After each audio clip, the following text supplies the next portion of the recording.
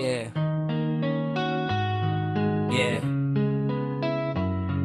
Yeah.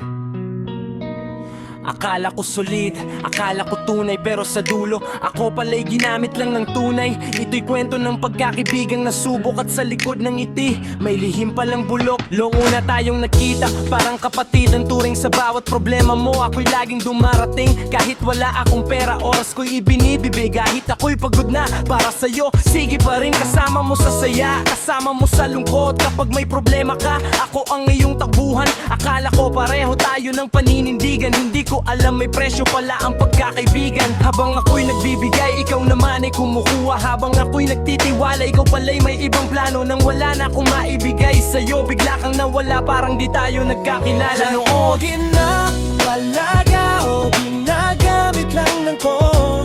Kapag may kailangan ka, lagi kang nandito. Pero nang ako naman ang nangangailangan sa'yo, tahimik ang mundo, wala ka sa tabi ko. Akala ko tunay, akala ko hanggang dulo, pero ikaw pala'y kaibigang puro pakinabang lang ang gusto. Masakit man tanggapin, ngayon'y alam ko na hindi lahat ng nakangiti ay kaibigan mo talaga. Naalala ko pa noong wala kang makausap, ako ang nandyan kahit gabi na at mahirap. Mga sikreto mo hindi ko ipinagsabi, dahil kaibigan kita, respeto ipinanghawakan ko lagi. Pero nang ako'y malagay sa problema, ni isang tawag mo hindi ko man lang nakita nang wala nang kailangan. Bigla ka nung ngayon, doon ko na naisip, ganito pala talaga tayo. Hindi nga ko galit pero natuto na rin ako, hindi lahat ng kasama ay dapat pagkatiwala ng todo. Rin salamat sa leksyon na iniwan mo sa akin. Ngayon alam ko na kung sino ang tunay at kung sino ang plastic.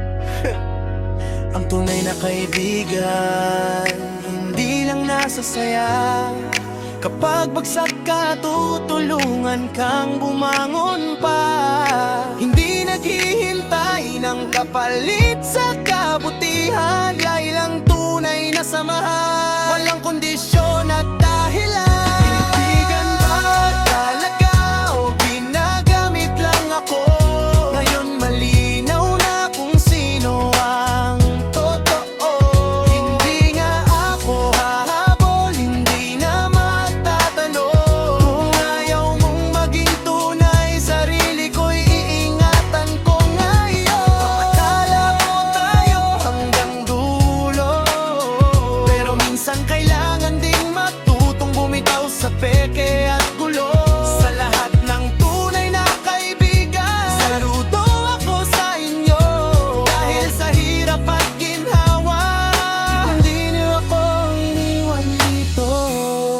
Hindi lahat ng kasama mo kaibigan, at hindi lahat ng tahimik walang pakialam. Minsan sa pagkawala ng isang tao, doon mo makikita kung sino talaga ang nananati. Yeah. Tunay na kaibigan, di kailangan ng kapalit.